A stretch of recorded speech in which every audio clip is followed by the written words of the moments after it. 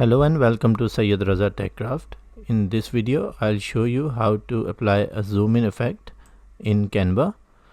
So I've selected a video from elements here. You can either choose any of this video or you can upload your own video as well.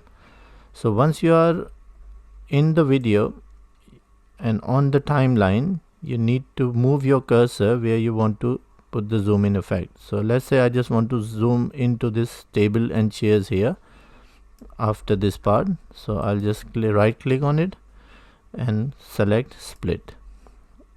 Now once this second part is split from the first part, select the second part and double click on it, double left click. Once you see these 4 dots in the corner, hold this and drag your image where you want the zoom in effect to be applied.